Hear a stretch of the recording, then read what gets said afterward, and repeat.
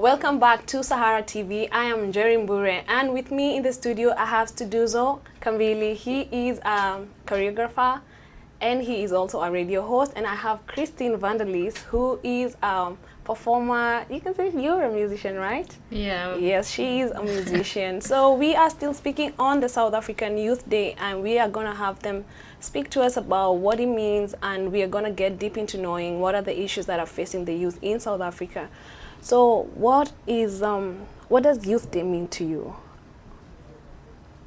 Mr. Mbili. Well, Youth Day is really a commemoration, not a celebration, as others may think. Yeah. It's a commemoration of an event that was so tragic back in the 70s, but an event that also really changed the politics of South Africa. Hence, it is an extremely important day. And what about you, Christine? What does it mean? Yeah, I think,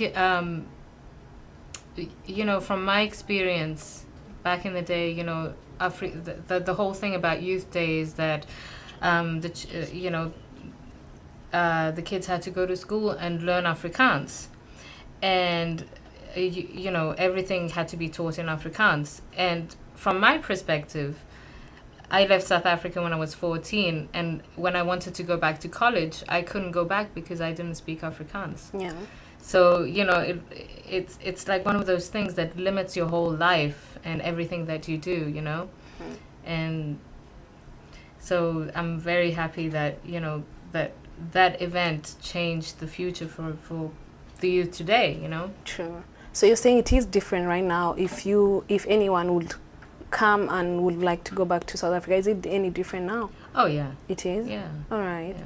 And post-apartheid, what do you think South Africa is right now as we are talking of the youth, the state of employment? Because we are celebrating Youth Day, but we look at the heroes who are there, the people who are fighting for the emancipation of everything. Where do you think the state is right now in terms of the youth? Yeah. I'll take it from there. Okay.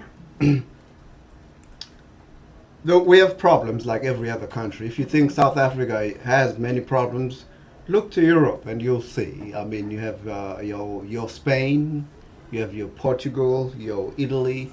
There's problems everywhere, and of course, people will say that the youth are highly affected in South Africa, as if the youth anywhere else in the world are not. You know, South Africa is going through a metamorphosis, if you like. You know, a very difficult transformation, and so to expect this change to take place in a matter of 18 years, I mean to say, to change a situation that has lasted for almost 350 years is futile in many ways. You know, so the state of the youth is perhaps dire in many areas, depending on where you are in terms of you know, your education, because there's a lot of employment there as well for the youth, and the government has done a lot to make sure to open doors for the youth. Okay. You know, so it is bad in certain areas, but it also looks good for those who have prepared themselves for this day. All right. And what about for you, Kristen? Yeah, I mean, you know, I've been away from South Africa for a long time, so for me it's hard to see the changes. Okay. You know. Yeah. But I definitely think that South Africa has made giant steps. You know, in the past 30 years. All right. Definitely. So we've had about xenophobia for so many times, and it's an issue that came up a few years ago. Mm-hmm. But what is the relationship between xenophobia and post-apartheid? For me, it's the same thing. Xenophobia and apartheid is exactly the same thing. Yeah. Because you're discriminating against maybe not color but race, and it's the same thing. It's the same principle. It's like you haven't learned anything from it. You haven't taken the principles and all the evil that came out of apartheid, and you're doing exactly the same thing. Yeah. So it's like a cycle. What you mean is like a cycle, but it's just the different players in the game. And I think it's all a matter of attitude, whether you want to break the cycle and say no, I don't want to repeat what has happened. I want to make a difference, you know. and see, South Africans talk a lot about Ubuntu, that we can't exist by ourselves. We exist because of each other. And so, we can't just say these things. We have to be these things. We have to be a living testimony of these things if we want to see a change. Yeah. For you to do, what do you think is the cause of xenophobia? After, thinking that South Africa has just come from apartheid, you'd think that, they'd be more willing to embrace the people from Africa, because mostly it was people from Africa. They feel that, they came here, they took our jobs, they're taking everything that we have. What do you think was the main cause of xenophobia? Well, I don't really think that South Africa is that xenophobic. South Africa is not the place where you have refugee camps, so to speak. I hate to call Africans foreigners in Africa, but folks from other countries in Africa, they come into South Africa and they integrate with the rest of the communities. And of course, you will find sections whereby there'll be a little bit of disagreements for whatever reason, maybe criminal or jealousy. But I don't really think that South Africa is a xenophobic country. Go to Europe if you want to see xenophobia, go to other areas. But I really doubt that we are as xenophobic as the world paints us to be. So what do you think happened? Because it was like an outburst. It's like it had been underground, then all of a sudden it was everywhere. It was in the news. It was an outburst, seemingly from frustration, because there's only so much bread to be shared amongst the people in the country, and there's so many people. I mean, we have over 4 million Zimbabweans. Many are very successful, many are struggling like everywhere else in the world. But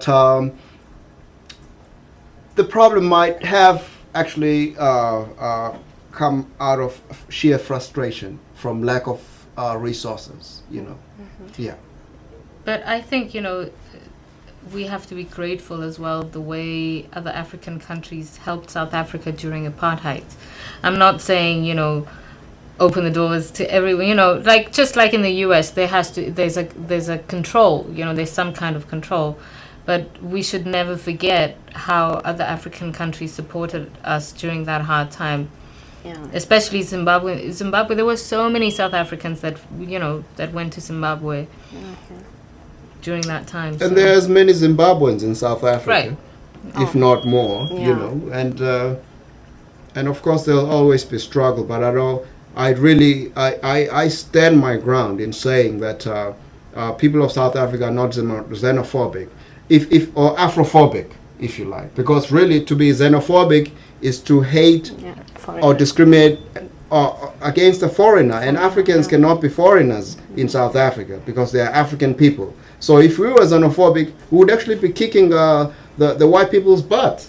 Everybody else who is not African, And also, you have to remember that South Africa, black South Africans in particular, really never had an opportunity to intermingle with the African communities from anywhere else in the world, because of the separation, because of due to apartheid.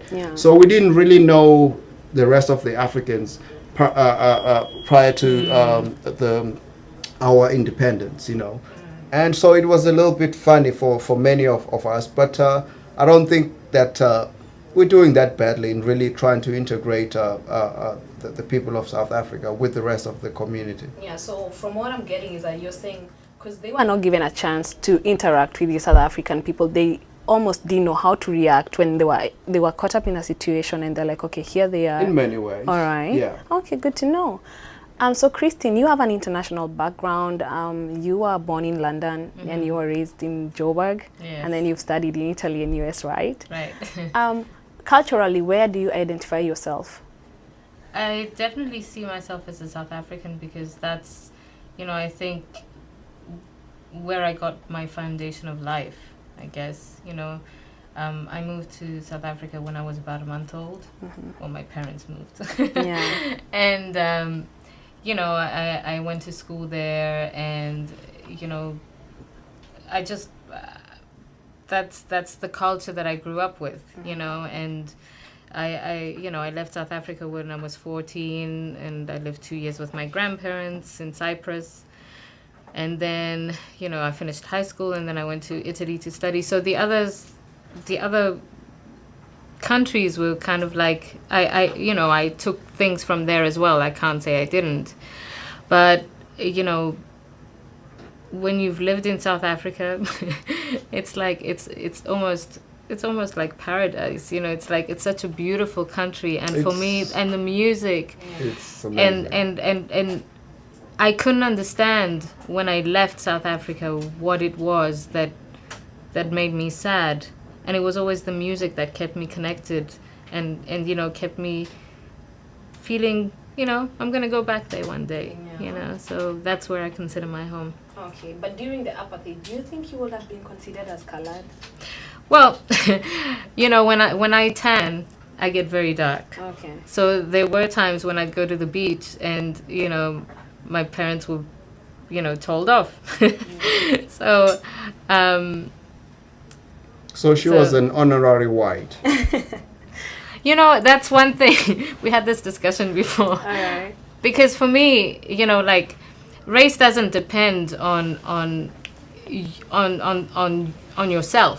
It's something that you're given.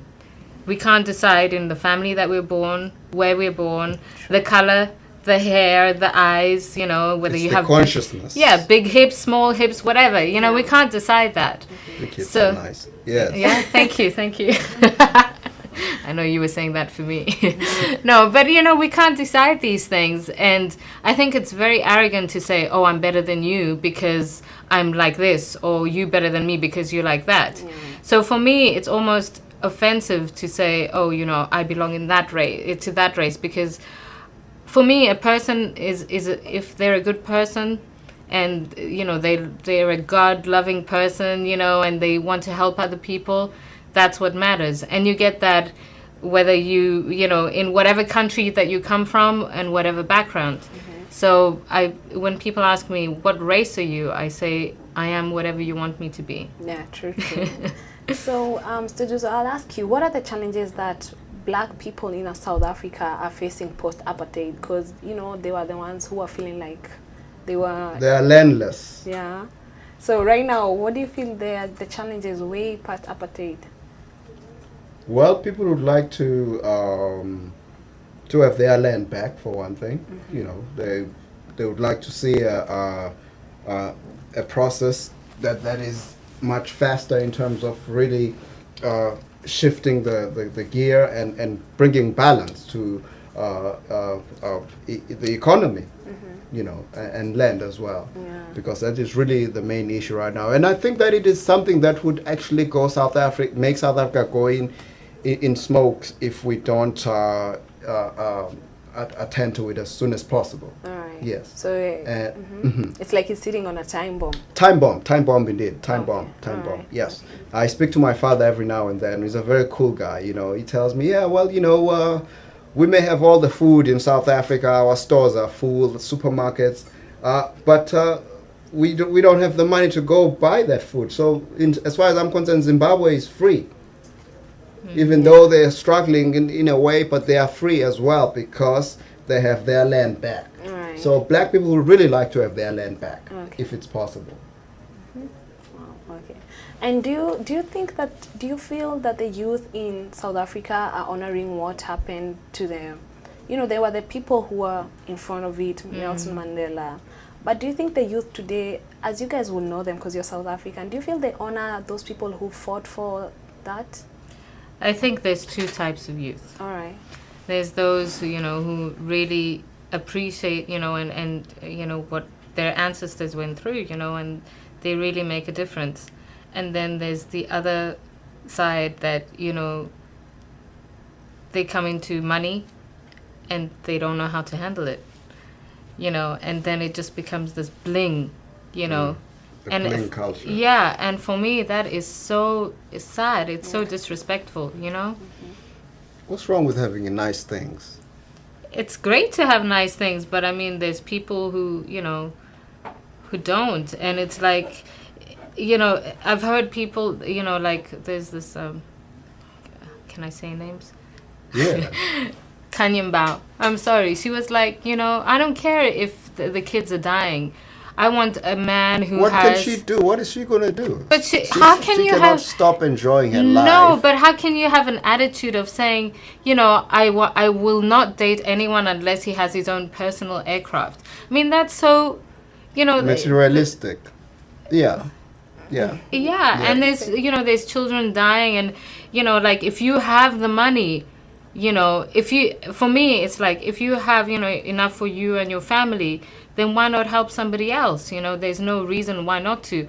I mean, you know, just, I mean, maybe it's my way of thinking, you know, if I had, I would give, you know, and especially if you have millions, why not, you know, help somebody else. Yeah, well, we're not conditioned to the same in a way. That's the other thing, yeah. But a lot of wealthy people do extend their hand, and that doesn't mean they should not enjoy their millions. They should enjoy their millions, but to show off is probably what is a problem in this case. It's like throwing it in someone else's face. That Yeah, doesn't have, no, I wouldn't do that if I had that kind of money. All right.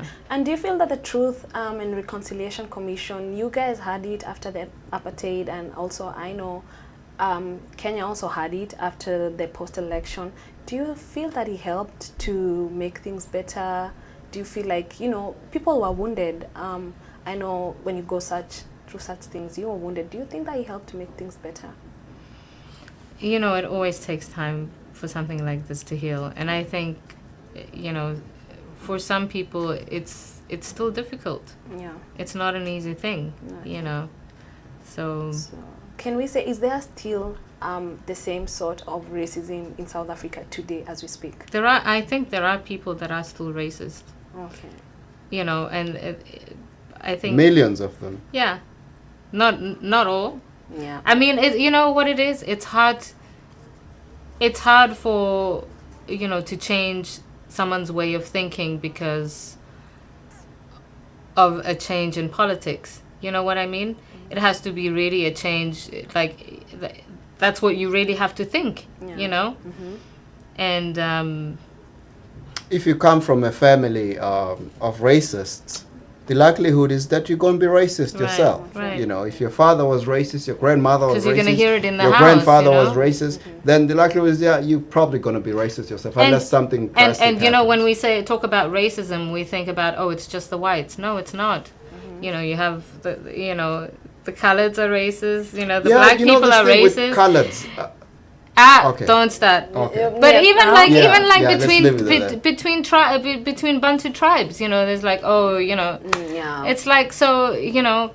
But I guess it comes with having many tribes in Africa, not only South Africa, it's in every other country. And South Africa, we have so many, you know, different tribes, not to mention all the but tribes in South Africa are really not at war. We've never really been at war, Christine. No, not There's at never war. been a Zulu Xhosa war or anything of that No, sort. but there has been you know, with the coloreds and you know, there has been a little bit of, you can't come on Sduduzo, you have to be realistic. Well, how realistic can I be? About what? All right. I will I will move on, and I will ask you. Some people have said that post-apartheid life is better, especially for the mixed people in South Africa, because there is a high rate of school dropout, teenage pregnancy, especially among the mixed. So when I guess they're asked about it, they say, you know what, life was better under apartheid. What do you feel about that? Well, they were protected under apartheid. You know, they had a parliamentary representation.